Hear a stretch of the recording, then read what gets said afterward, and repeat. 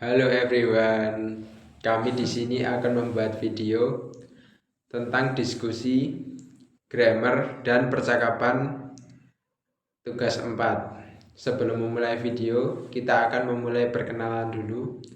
Saya Muhammad Syarifuddin, NPM 2410701002. Saya Ilham Afdal Halim dengan NPM 2410701021.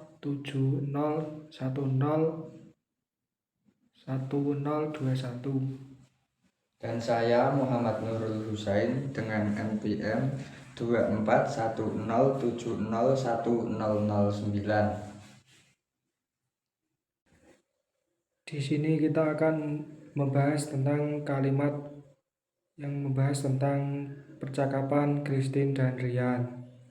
Kalimat pertama dari Rian, "Oh, there you are, Christine. Sorry, I am late." Ini kelihatannya simpel, tapi cukup menarik secara struktur. There you are itu ekspresi umum, bentuknya presentatif. Dia seperti mengatakan, akhirnya kamu ketemu juga. Iya, struktur there you are itu sebenarnya inversi bentuk dari present tense, tapi lebih ke fungsi sosial atau ekspresif. Bukan kalimat berita biasa. Subjeknya you dan are adalah linking verb. Terus kalimat sorry I am late itu technical fragment, tapi dalam spoken English dianggap sah. Dia pakai present tense I am late meskipun konteksnya udah lewat karena dia baru datang. Ini umum dalam spoken English. Lanjut, Rian bilang, I usually sleep past my alarm. Ini jelas present simple tense. Kenapa? Karena dia membicarakan kebiasaan sesuatu yang terjadi berulang. Struktur kalimat ini subjek ditambah adverb or frekuensi tambah verb dan professional verbs. I subject usually sama dengan adverb of frequency. Sleep yaitu main verb. Past my alarm proportional verbs. Preposition yaitu past object my alarm. Kalimat ini juga mengandung idiomatic meaning. Sleep past my alarm itu artinya bangun kesiangan, bukan benar-benar tidur melewati jam alarm. Sekarang kita ke kalimat selanjutnya. I usually skip breakfast and then I run out the door. Lagi-lagi present simple, tapi menarik karena dua independent clause disambung cuma pakai then. Yap, skip breakfast itu verb past dan run out the door itu mengandung partial verb. Run out plus prepositional past the door tidak ada conjunction seperti and atau so, tapi tetap nyambung karena konteks runtut. Dan perlu dicatat, run out the door bukan berarti benar-benar lari, tapi berarti pergi terburu-buru. Ini idiomatis. Terus Rian bilang, if all goes well, I arrive at work by 8:45. Ini kondisional tipe 0. Tensesnya present simple semua. Betul. If all goes well, itu dependent clause. I arrived at the work, itu main clause. Gunakan by untuk menggunakan batas waktu. Artinya, sebelum atau tepat waktu pukul 8:45. Dan arrive at itu prepositional collocation. Kita pakai at untuk tempat spesifik seperti work, bukan in. Sekarang giliran Christine. Dia jawab, no problem, kalimat pendek, tapi secara fungsi sosial itu respon yang sopan dan informal. Setelah itu dia tanya, do you live far from work? Interrogative present simple, auxiliary do di awal, subject yo, verb live. Dan far from work itu adverbial phrase. Far adalah adverb yang menjelaskan jarak. From work adalah prepositional phrase. Rian jawab, yes, I usually walk or take the bus. Lagi-lagi present simple untuk menunjukkan kebiasaan. Dua verb walk dan take the bus disambung or. Take the bus adalah localization umum.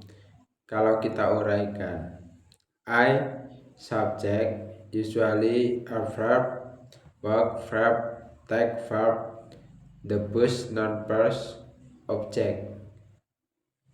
Christine bilang, I like to take my time in the morning. Struktur ini menarik. Like to take adalah verb ditambah infinitif. Take my time artinya tidak terburu-buru. Makna idiomatik, ya, secara struktur. I sama dengan subjek, like sama dengan verb, to take sama dengan infinitif, my time sama dengan non-phrase, in the morning sama dengan prepositional phrase. Lanjut, Christine bilang, I usually eat breakfast and drink a cup of tea. Sama seperti sebelumnya, present simple, a verb of frequency, usually diletakkan setelah subjek. Dan secara struktur paralel, eat breakfast dan drink a cup of tea itu dua verb paras yang punya struktur yang sama. Ini contoh kalimat paralelisme yang baik. Kemudian I wake up at 6 a.m. Straightforward present simple verb wake up adalah phrasal verb. At a 6 a.m. itu time expression. At digunakan untuk waktu yang spesifik.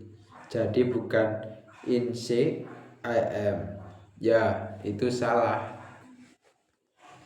Kalimat berikutnya dari Rian. At digunakan how do you get to work?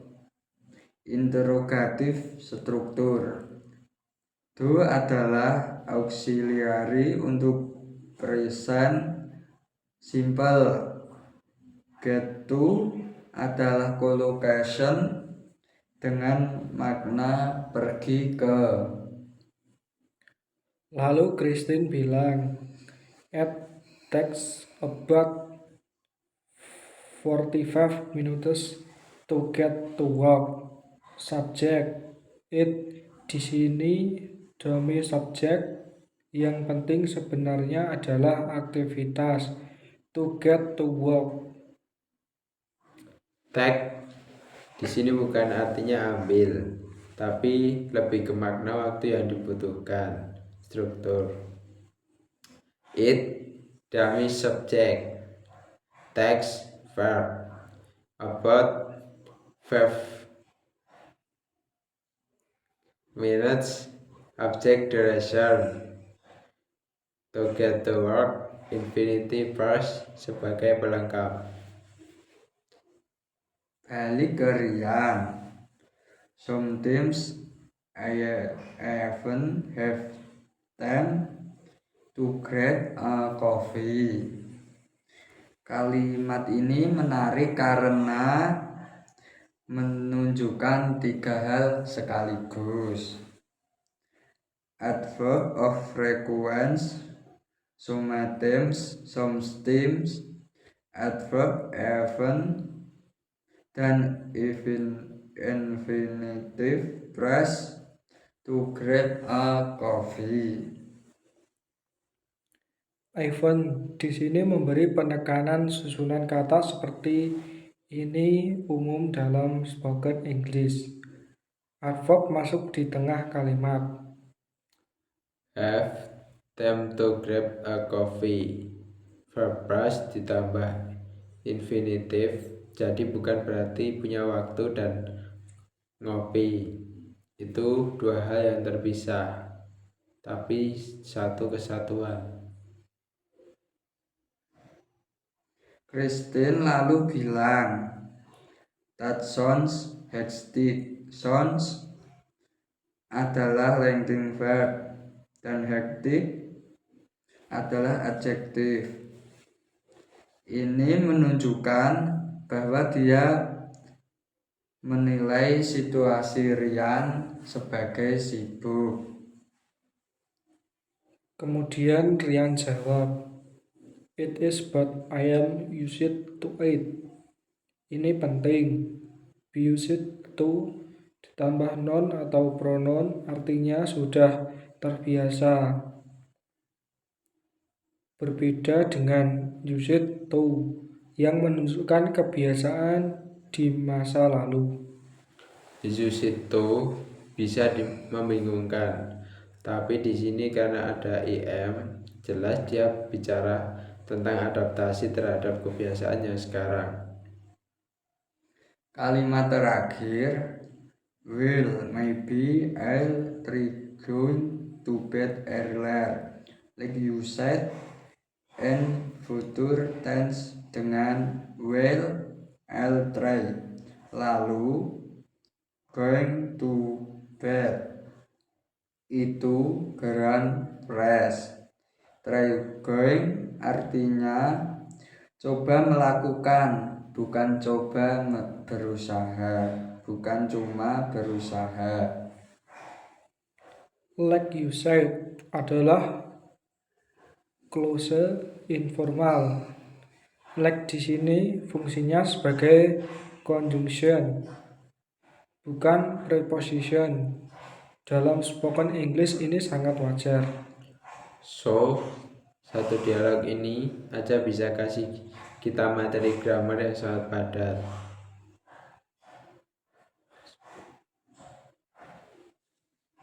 Kalau belajar dari contoh spoken English kayak gini, kita gak cuma paham grammar di atas kertas, tapi bisa langsung ngerti penggunaannya dalam konteks nyata.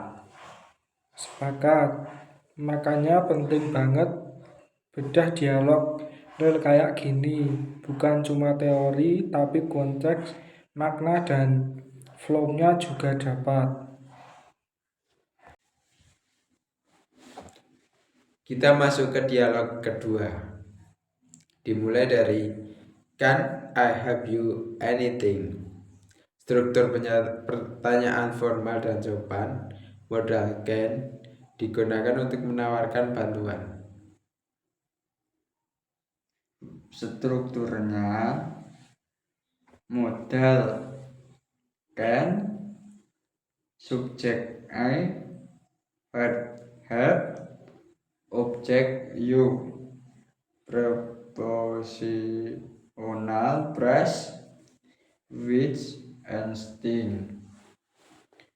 Anything di sini adalah infinite pronoun, menunjukkan bahwa bantuan yang ditawarkan bersifat umum. Lanjut, are you enjoying your stay?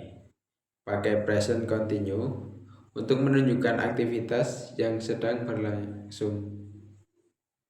Are enjoy adalah auxiliary are ditambah present participle. Enjoy your stay di sini adalah non phrase.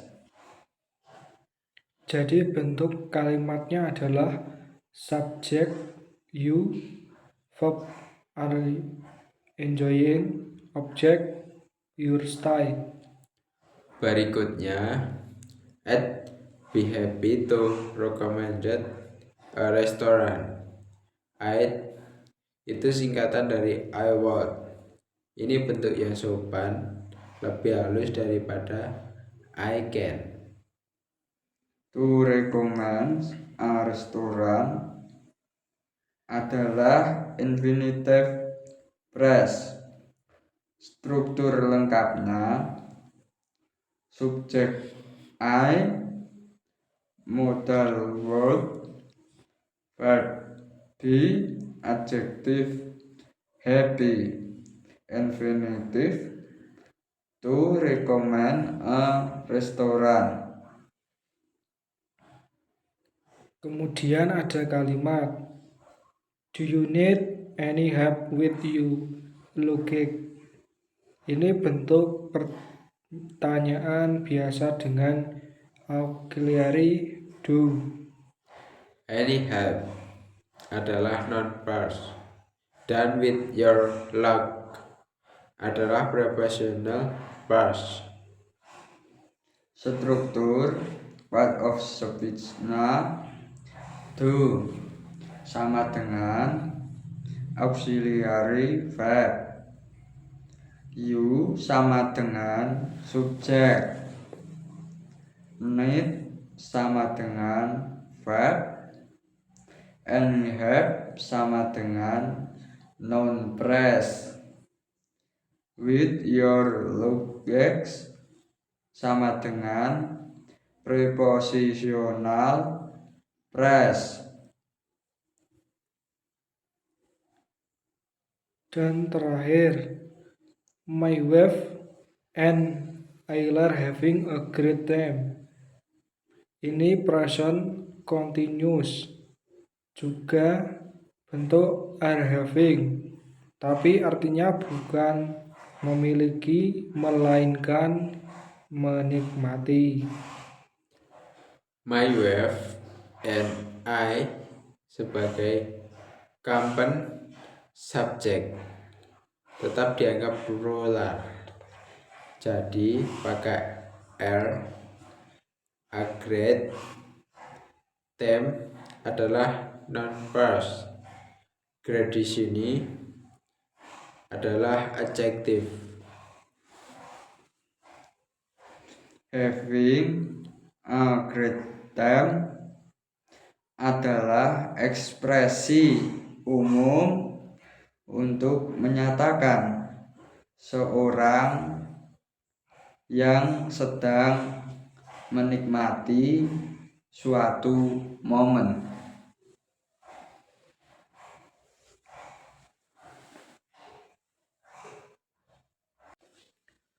Halo semuanya, selamat datang di diskusi grammar kami hari ini. Kita akan membahas dua percakapan dari video Everyday English Conversation Practice yang sangat relevan untuk kehidupan sehari-hari, yaitu tentang memesan makanan di restoran dan meminta petunjuk arah. Iya, dua percakapan ini kelihatannya sangat sederhana, tapi sebenarnya banyak elemen grammar di dalamnya.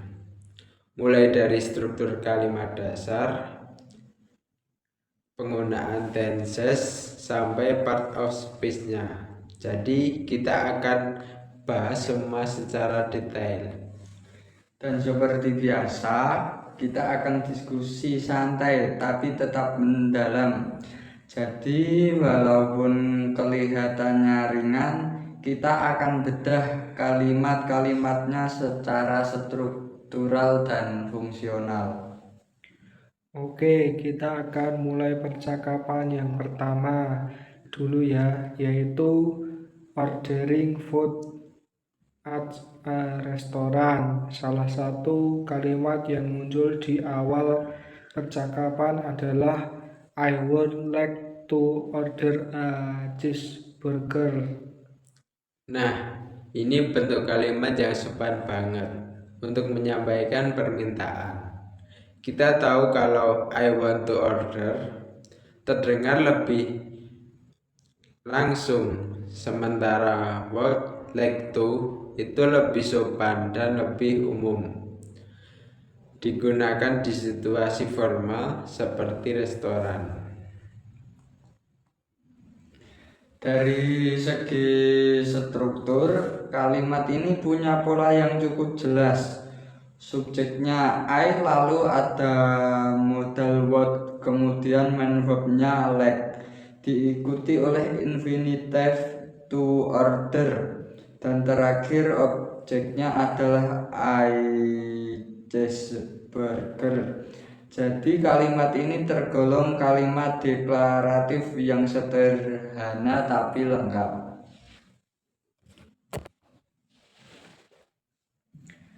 Dan kalau kita berbicara tenses, meskipun ada word, secara tenses adalah bentuk lampau dari will.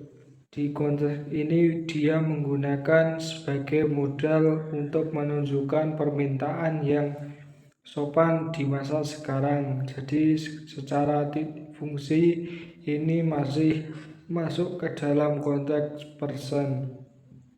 Iya, dan kalau kita lihat part of speech-nya, kita bisa identifikasi bahwa I adalah pronoun sebagai objek, would sebagai modal verb, like itu main verb, to sebagai infinite marker, order itu base verb, lalu a adalah artikel, dan cheeseburger adalah noun.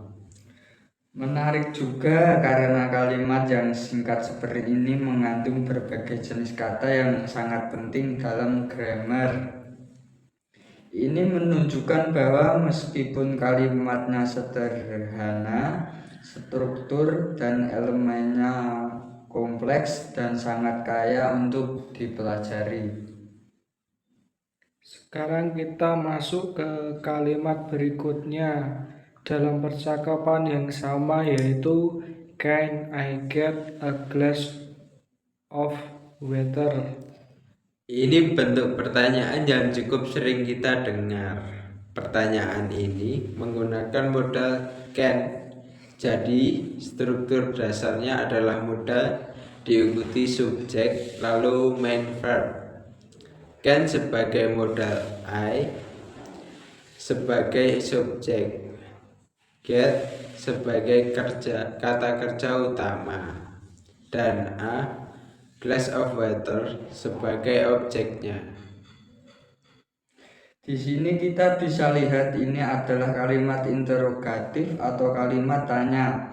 Tensesnya tetap present karena modal can digunakan dalam bentuk dasar dan verbnya get juga dalam bentuk dasar.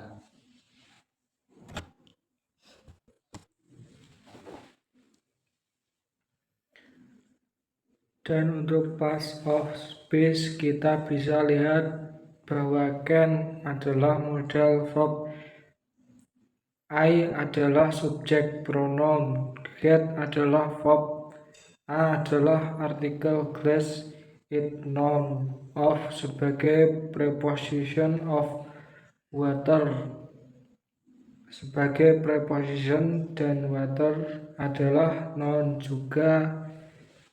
A glass of for water sendiri adalah noun phrase yang lengkap. Yang menarik adalah walaupun kedua kalimat ini I would like dan can I get punya tujuannya sama, yaitu memesan suatu nuansanya yang berbeda. Yang pertama lebih sopan dan formal, dan yang kedua lebih santai dan umum dipakai dalam percakapan sehari-hari. Iya, disinilah kita bisa lihat bahwa pemilihan struktur kalimat dan modal verb bisa sangat mempengaruhi kesan yang ditimbulkan dalam sebuah percakapan. Oke, kita lanjut ke percakapan kedua, yaitu asking for direction. Kalimat pertama yang kita bahas adalah excuse me, could you tell me how to get to the nearest bus stop? Ini adalah contoh kalimat pertanyaan yang tidak langsung dan indirect question. Struktur dasarnya adalah modal, could diikuti oleh subjek you, lalu main verb tell, objeknya me, dan dilanjutkan dengan klausa tanya how to get to the nearest bus stop. Klausa how to get to the nearest bus stop adalah non clause yang berfungsi sebagai objek dari kata till. Jadi ini adalah kalimat kompleks, bukan kalimat sederhana. Penggunaan call di sini juga sebagai bentuk sopan, bukan menyatakan masa lalu. Kalau dari segi part of speech, excuse me adalah interaction, lalu call sebagai modal verb, you adalah pronoun sebagai subjek, tell adalah main verb, me adalah pronoun sebagai objek, lalu how adalah adverb, to get adalah infinitive verb, dan seterusnya. Kita juga lihat preposisi to, artikel the, advances, nearest, dan noun bus stop. Struktur ini sangat umum digunakan dalam percakapan formal atau semi formal, dan penting banget dipahami oleh pembelajar bahasa Inggris, karena ini termasuk permintaan yang sopan dan kompleks. Kalimat berikutnya adalah respon dari pertanyaan tadi. It's just around the corner. Kalimat ini tergolong kalimat deklaratif sederhana. Subjeknya it, linking verbnya is, dan bagian just around the corner berfungsi sebagai adverbial phrase yang menunjukkan tempat. Tensesnya adalah present simple karena menjelaskan lokasi sekarang. It is bisa juga disingkat jadi it's, seperti dalam percakapan aslinya. Dan untuk part of speech kita bisa lihat at adalah pronoun, is sebagai linking verb, just sebagai adverb, Aaron adalah preposition, the adalah artikel, dan corner sebagai noun. Kalimat ini meskipun sangat pendek tetap jelas dan komunikatif. Nah, itu dua percakapan dengan grammar yang sangat kaya. Kita bisa simpulkan bahwa meskipun konteksnya sederhana, pemilihan modal verb seperti would, can, atau could, struktur kalimat, dan jenis kata yang digunakan sangat mempengaruhi makna dan kesan dari kalimat tersebut. Dan penting banget buat belajar bahasa Inggris untuk nggak cuma tahu artinya, tapi juga paham kenapa struktur kalimatnya seperti itu dan kenapa tenses tertentu digunakan. Semoga diskusi ini bisa bantu kalian lebih memahami grammar dalam konteks percakapan nyata. Terima kasih sudah mendengarkan dan sampai jumpa di sesi diskusi grammar berikutnya.